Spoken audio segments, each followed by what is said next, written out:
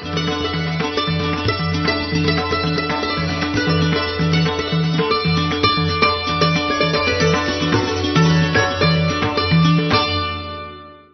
साईं सच्चरित अध्याय 6 रामनवमी उत्सव, मस्जिद का जीर्णोद्धार, गुरु के कर स्पर्श की महिमा, चंदन समारोह, उर्स और रामनवमी का समन्वय, मस्जिद का जीर्णोद्धार। गुरु के कर स्पर्श के गुण। जब सद्गुरु ही नाव के खिवैया हैं, तो वे निश्चय ही कुशलता तथा सरलता पूर्वक इस भवसागर के पार उतार देंगे। सद्गुरु शब्द का उच्चारण करते ही मुझे श्री साईं की स्मृति आ रही है।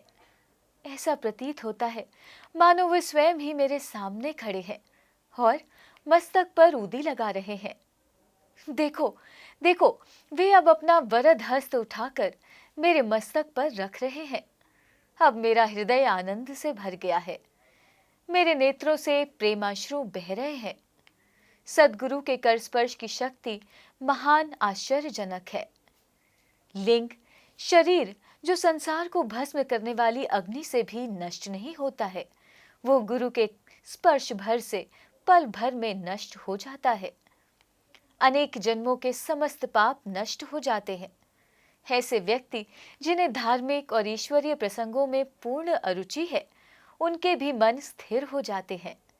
श्री साईं बाबा के मनोहर रूप के दर्शन कर कंठ प्रफुल्लता से संध जाता है।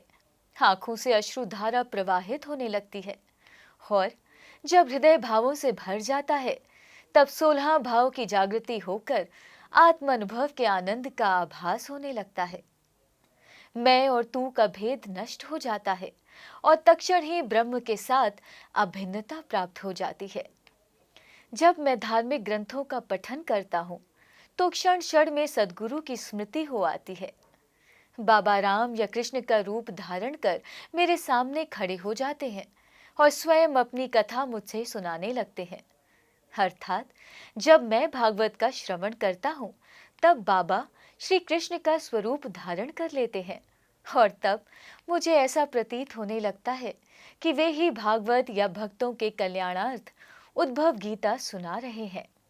जब कभी भी मैं किसी से वार्तालाप किया करता हूँ, तो बाबा की कथाओं को ध्यान में लाता हूँ, जिससे उनका उपयुक्त अर्थ समझाने में सफल हो सके।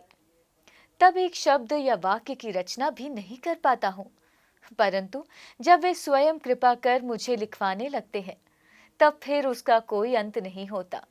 जब भक्तों में अहंकार की वृद्धि होने लगती है, तो वे शक्ति प्रदान कर उसे अहंकार शून्य बनाकर अंतिम ध्येय की प्राप्ति कर देते हैं तथा उसे संतुष्ट कर अक्षय सुख का अधिकारी बना देते हैं। जो बाबा को नमन कर अनन्य भाव से उनकी शरण में जाता है, उसे फिर कोई साधना करने की आवश्यकता नहीं है। धर्म, अर्थ, काम और मोक्ष उसे सहज ही प्राप्त हो जाते हैं। ईश्वर के पास पहुंचने के 4 मार्ग हैं: कर्म, ज्ञान, योग और भक्ति। इन सब में भक्ति मार्ग अधिक कंटकाकीर्ण, गड्ढों और खाइयों से परिपूर्ण है। यदि सद्गुरु पर विश्वास करो और खाइयों से बचो और पदानुक्रमण करते हुए सीधे अग्रसर होते जाओगे, तो तुम अपने ध्येय अर्थात ईश्वर तक आसानी से पहुंच जाओगे।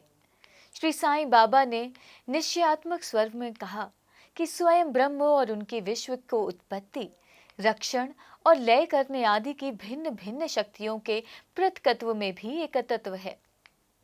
इसे ही ग्रंथकारों ने दर्शाया है। भक्तों के कल्याणार्थ श्री साईं बाबा ने स्वयं जिन वचनों से आश्वासन दिया था, उनको नीचे उद्धृत किया जाता है। मेरे भक्तों के घर अन्न तथा वस्त्रों का कभी अभाव नहीं होगा।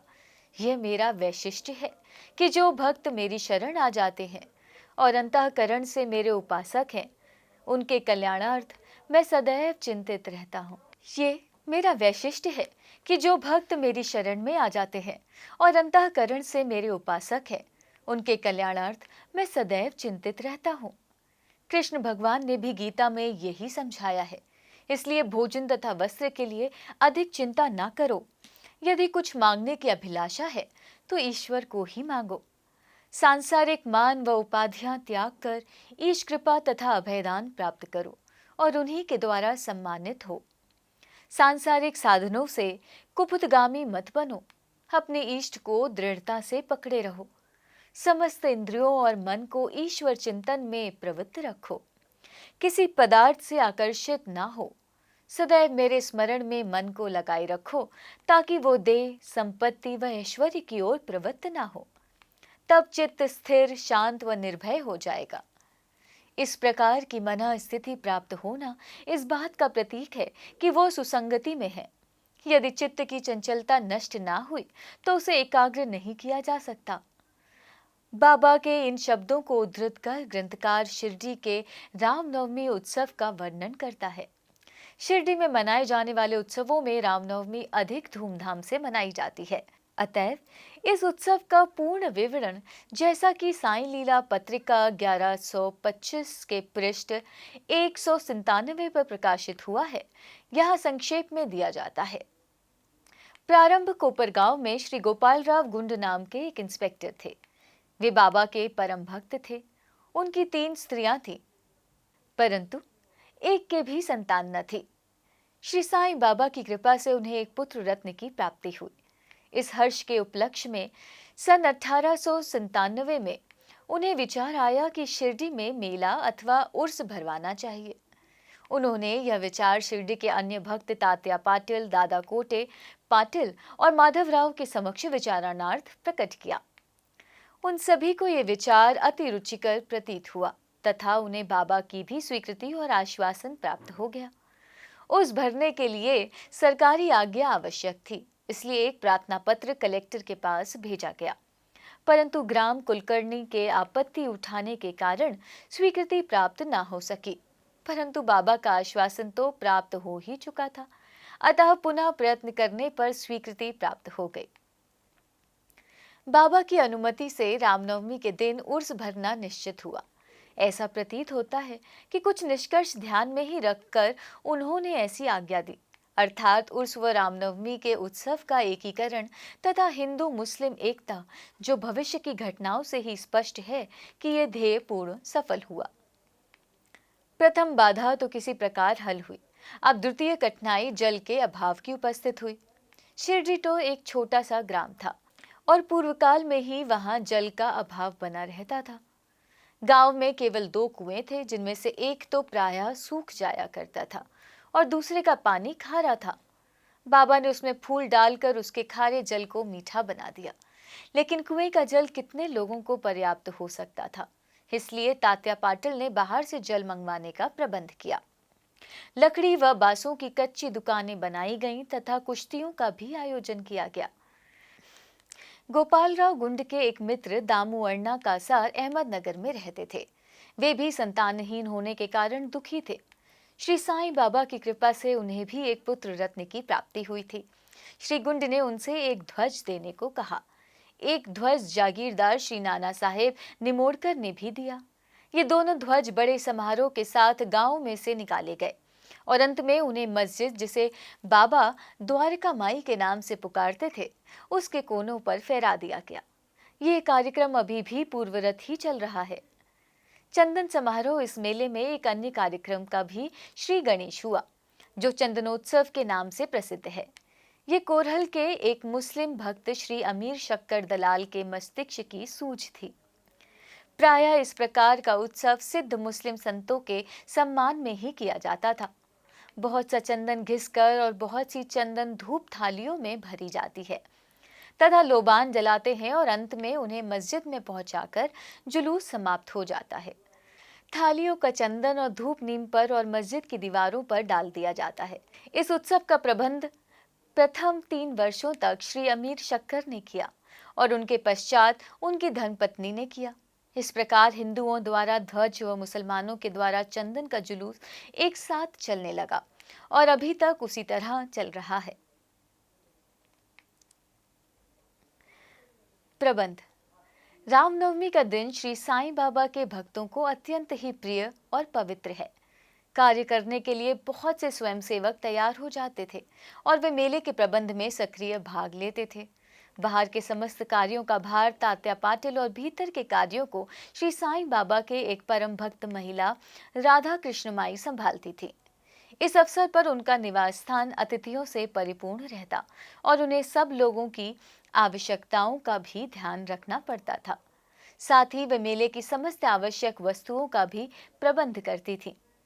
दूसरा कार्य जो वे स्वयं खुशी से किया करती थी वो था मस्जिद की सफाई करना, चूना पोतना आदि।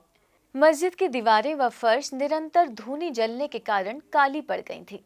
जब रात्रि को बाबा चावड़ी में विश्राम करने चले जाते तब वो ये कार्य कर लिया करती थी। समस्त वस्तुएं धूनी सहित बाहर निकालती और सफाई व पुताई हो जाने के पश्चात पूर्व व्रत सजा दी जाती थी। बाबा का अत्यंत प्रिय कार्य गरीबों को भोजन कराना भी इस कार्यक्रम का एक अंग था। इस कार्य के लिए बृहद भोज का आयोजन किया जाता था और अनेक प्रकार की मिठाइयां बनाई जाती थीं। ये सब कार्य राधा कृष्ण माई के निवास स्थान पर ही होता था। बहुत से धनाढ्य व श्रीमंत भक्त इस कार्य में आर्थिक सहायता पहुंचाते थे। उर्स का रामनवमी त्योहार में समन्वय। सब कार्यक्रम इसी तरह उत्तम प्रकार से चलता रहा और मेले का महत्व शनैः शनैः बढ़ता ही गया। सन 1911 में एक परिवर्तन हुआ। एक भक्त कृष्णराव जोगेश्वर भीष्म अमरावती के दादा साहेब खापर्डे के साथ मेले के एक दिन पूर्व शिरडी के दीक्षितवाड़े में ठहरे। जब वे दालान में लेटे हुए विश्राम कर रहे थे तब उन्हें एक कल्पना सूझी। इसी समय श्री लक्ष्मण राव उपनाम काका महाजनी पूजन सामग्री लेकर मस्जिद की ओर जा रहे थे। उन दोनों में विचार विनिमय होने लगा और उन्होंने सोचा कि शिरडी में उर्स व मेला ठीक रामनवमी के दिन ही भरता है। इसमें अवश्य ही कोई गुण रहस्य निहित है। रामनवमी का दिन हिंदुओं को बहुत ही प्रिय है। कितना अच्छा हो यदि रामनवमी उत्सव अर्थात श्री राम का जन्म दिवस का भी श्री गणेश कर दिया जाए। काका महाजनी को यह विचार रुचिकर प्रतीत हुआ। अब मुख्य कठिनाई हरिदास के मिलने की थी जो इस शुभ अवसर पर कीर्तन व ईश्वर गुणानुवाद कर सके। परंतु भीष्म ने इस समस्या को हल कर दिया। उन्होंने कहा कि मेरा स्वरचित राम आख्यान जिसमें राम जन्म का वर्णन है तैयार हो चुका है। मैं उसका ही कीर्तन करूंगा और तुम हारमोनियम पर साथ देना तथा राधा कृष्ण माई सुंथवंडा, सोंठ और शक्कर मिश्रित चूर्ण तैयार कर देंगे। तब वे दोनों शीघ्र ही बाबा की स्वीकृति प्राप्त करने हेतु मस्जिद को गए। बाबा तो अंतर्यामी थे, उन्हें तो सब ज्ञात था कि वाड़े में क्या क्या हो रहा है। बाबा ने महाजनी से प्रश्न किया कि वहां क्या चल रहा था। इस आकस्मिक प्रश्न से महाजनी घबरा गए और बाबा के शब्दों का अभिप्राय न समझ सकने के कारण वे स्तब्ध होकर खड़े रह गए। तब बाबा ने भीष्म से पूछा कि क्या बात है। भीष्म ने रामनवमी उत्सव मनाने का विचार बाबा के समक्ष प्रस्तुत किया तथा स्वीकृति देने की प्रार्थना की। बाबा ने भी सहर्ष अनुमति दे दी। सभी भक्त हर्षित हुए और राम जन्मोत्सव मनाने की तैयारियां करने लगे। दूसरे दिन रंग बिरंगी झंडियों से मस्जिद सजा दी गई। श्रीमती राधा कृष्ण माई ने एक झूला लाकर बाबा के आसन के समक्ष रख दिया और फिर उत्सव प्रारंभ हो गया। भीष्म कीर्तन करने को खड़े हो गए और महाजनी हारमोनियम पर उनका साथ देने लगे। तभी बाबा ने महाजनी को बुलावा भेजा। यहाँ महाजनी शंकित थे कि बाबा उत्सव मनाने को आज्ञा देंगे भी या नहीं। परंतु जब वे बाबा के समीप पहुंचे तो बाबा ने उनसे प्रश्न किया, ये सब क्या है? ये झूला यहाँ क्यों रखा गया है? महाजनी ने बतलाया कि रामनवमी का कार्यक्रम प्रारंभ हो गया है और इसी कारण ये पालना यहाँ रखा गया है। बाबा ने निंबर पर से 2 हार उठाए। उनमें से एक हार तो उन्होंने काका जी के गले में डाल दिया तथा दूसरा भीष्म के लिए भेज दिया। अब कीर्तन प्रारंभ हो चुका था। कीर्तन समाप्त हुआ तब श्री राजा राम की उच्च स्वर से जय जयकार हुई। कीर्तन के स्थान पर गुलाल की वर्षा की गई। जब हर कोई प्रसन्नता से झूम रहा था तब अचानक ही एक गरजती हुई ध्वनि उनके कानों पर पड़ी। वस्तुतः जिस समय गुलाल की वर्षा हो रही थी तो उसके कुछ कण अनायास ही बाबा की आंख में चले गए। तब बाबा एकदम क्रुद्ध होकर उच्च स्वर में अपशब्द कहने व कोसने लगे। ये दृश्य देखकर सब लोग भयभीत होकर सटपटाने लगे। बाबा के बर्ताव से भली भांति परिचित अंतरंग भी भला इन अपशब्दों को कब बुरा मानने वाले थे। बाबा के इन शब्दों तथा वाक्यों को उन्होंने आशीर्वाद समझा। उन्होंने सोचा कि आज राम का जन्मदिन है, अतः रावण का नाश, अहंकार एवं दुष्ट प्रवृत्ति रूपी राक्षसों के लिए संहार के लिए बाबा को क्रोध उत्पन्न होना सर्वथा उचित ही है। इसके साथ साथ उन्हें यह विदित था कि जब कभी भी शिरडी कोई नवीन कार्यक्रम रचा जाता है, तब बाबा इसी प्रकार कुपित हो ही जाया करते थे। इसलिए वे सब स्तब्ध होकर रहे। इधर राधा कृष्ण माई भी भयभीत थी कि कहीं बाबा झूला ना तोड़ फोड़ डाले, इसलिए उन्होंने काका महाजनी से झूला हटाने के लिए कहा, परंतु बाबा ने उन्हें ऐसा करने से रोका। कुछ समय के पश्चात बाबा शांत हो गए और उसी दिन की महापूजा और आरती का कार्यक्रम समाप्त हो गया। उसके बाद काका महाजनी ने बाबा से झूला उतारने की अनुमति मांगी, परंतु बाबा ने अस्वीकृत करते हुए कहा कि अभी उत्सव संपूर्ण नहीं हुआ है। अगले दिन गोपाल काला उत्सव मनाया गया, जिसके पश्चात बाबा ने झूला उतारने की आज्ञा दे दी। उत्सव में दही मिश्रित पोहा एक मिट्टी के बर्तन में लटका दिया जाता है और कीर्तन समाप्त होने पर वो बर्तन फोड़ दिया जाता है और प्रसाद के रूप में वह पोहा सबको वितरित कर दिया जाता है, जिस प्रकार श्री कृष्ण ने ग्वालों के साथ किया था। रामनवमी उत्सव इसी तरह दिन भर चलता रहा। दिन के समय में 2 ध्वजों और जुलूस और रात्रि के समय चंदन का जुलूस बड़ी धूमधाम और समारोह के साथ निकाला गया। इस समय के पश्चात ही उर्स रामनवमी में परिवर्तित हो गया। अगले वर्ष सन 1912 में रामनवमी के कार्यक्रमों की सूची में वृद्धि होने लगी। श्रीमती राधा कृष्ण माई ने चैत्र की प्रतिपदा से नाम सप्ताह प्रारंभ कर दिया। लगातार दिन रात 7 दिन तक भगवत नाम लेना नाम सप्ताह कहलाता है। सब भक्त बारी से भाग लेते थे। वे भी प्रातःकाल सम्मिलित हो जाया करती थी। देश के सभी भागों में रामनवमी का उत्सव मनाया जाता है, इसलिए अगले वर्ष हरिदास के मिलने की कठिनाई पुनः उपस्थित हुई, परंतु उत्सव के पूर्व ही ये समस्या हल हो गई। 5-6 दिन पूर्व श्री महाजनी की बाला बुआ से अकस्मात भेंट हो गई। बुआ साहेब आधुनिक तुकाराम के नाम से प्रसिद्ध थे और इस वर्ष कीर्तन का कार्य उन्हें ही सौंपा गया। अगले वर्ष सन 1913 में श्री हरिदास सातारा जिले के बाला बुआ सातार कर ब्रह्मसिद्ध कवटे ग्राम में प्लेग का प्रकोप होने के कारण अपने गांव में हरिदास का कार्य नहीं कर सकते थे। इस वर्ष वे शिरडी आए। काका साहेब दीक्षित ने उनके कीर्तन के लिए बाबा से अनुमति प्राप्त की। बाबा ने भी उन्हें यथेष्ट पुरस्कार दिया। सन 1914 से हरिदास की कठिनाई बाबा ने सदैव के लिए हल कर दी। उन्होंने यह कार्य स्थायी रूप से दासगढ़ू महाराज को सौंप दिया। तब से वे इस कार्य को उत्तम रीति से सफलता और विद्वता पूर्वक पूर्ण लगन से निभाते रहे। सन 1912 से उत्सव के अवसर पर लोगों की संख्या में उत्तरोत्तर वृद्धि होने लगी। चैत्र शुक्ल अष्टमी से द्वादशी तक शिरडी में लोगों की संख्या में इतनी अधिक वृद्धि हो जाया करती थी, मानो मधुमक्खी का छत्ता ही लगा हो। दुकानों की संख्या में वृद्धि हो गई। प्रसिद्ध पहलवानों की कुश्तियां होने लगी। गरीबों को वृहद स्तर पर भोजन कराया जाने लगा। राधा कृष्ण माई के घोर परिश्रम के फलस्वरूप शिरडी को संस्थान का रूप मिला। संपत्ति भी दिन प्रतिदिन बढ़ने लगी। एक सुंदर घोड़ा, पालकी, रथ और चांदी के अन्य वस्तु, बर्तन, पात्र, शीशे इत्यादि भक्तों ने उपहार में भेंट किए। उत्सव के अवसर पर हाथी भी बुलाया जाता था। यद्यपि संपत्ति बहुत बढ़ी, परंतु बाबा उन सब से सदा निरपेक्ष ही रहते थे। वे सदैव उसे अपेक्षा की दृष्टि से देखते और सदैव की भांति ही साधारण वेशभूषा धारण करते थे। ये ध्यान देने योग्य है कि जुलूस तथा उत्सव में हिंदू और मुसलमान दोनों ही साथ साथ कार्य करते थे, परंतु आज तक न उनमें कोई विवाद हुआ और न ही कोई मतभेद ही। पहले पहल तो लोगों की संख्या 5000 से 7000 के लगभग ही होती थी, परंतु किसी किसी वर्ष तो ये संख्या 75,000 तक पहुंच जाती थी। फिर भी न कभी कोई बीमारी फैली और न ही कोई दंगा हुआ। मस्जिद का जीर्णोद्धार। जिस प्रकार उर्स या मेला लगाने का विचार प्रथमतः श्री गोपाल गुंड को आया था, उसी प्रकार मस्जिद के जीर्णोद्धार का विचार भी प्रथमतः उन्हें ही आया। उन्होंने इस कार्य के निमित्त पत्थर एकत्रित कर उन्हें वर्गाकार करवाया, परंतु इस कार्य का श्रेय उन्हें प्राप्त नहीं होना था। यह सुअज तो नाना साहिब चांदोरकर के लिए ही सुरक्षित था और फर्श का कार्य काका साहेब दीक्षित के लिए। प्रारंभ में बाबा ने इन कार्यों के लिए स्वीकृति नहीं दी, परंतु स्थानीय भक्त मलसापति के आग्रह करने से बाबा की स्वीकृति प्राप्त हो गई और एक रात में ही मस्जिद का पूरा फर्श बना गया। अभी तक बाबा एक टाट के टुकड़े पर ही बैठते थे।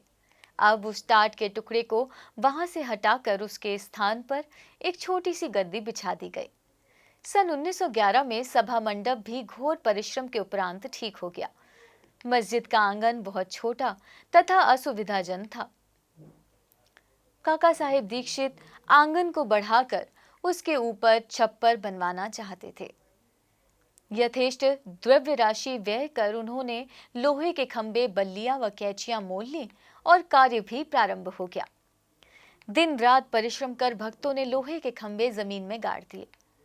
जब दूसरे दिन बाबा चावड़ी से लौटे, उन्होंने उन खंभों को उखाड़कर फेंक दिया और अति क्रोधित हो गए। वे एक हाथ से खंभा पकड़कर उसे उखाड़ने लगे और दूसरे हाथ से उन्होंने तात्या का साफा उतार लिया और उसमें आग लगाकर गड्ढे में फेंक दिया। बाबा के नेत्र जलते हुए अंगारे की तरह सदृश लाल हो गए। किसी को भी उनकी ओर आंख उठाकर देखने का साहस नहीं होता था। सभी बुरी तरह भयभीत होकर विचलित होने लगे कि अब क्या होगा। भागोजी शिंदे, बाबा के एक कोढ़ी भक्त, कुछ साहस कर आगे बढ़े, पर बाबा ने उन्हें धक्का देकर पीछे ढकेल दिया। माधवराव की भी वही गति हुई। बाबा उनके ऊपर भी ईंट के ढेले फेंकने लगे।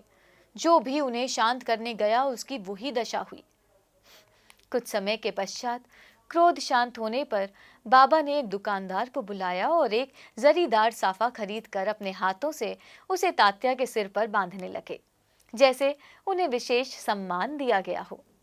यह विचित्र व्यवहार देखकर भक्तों को आश्चर्य हुआ।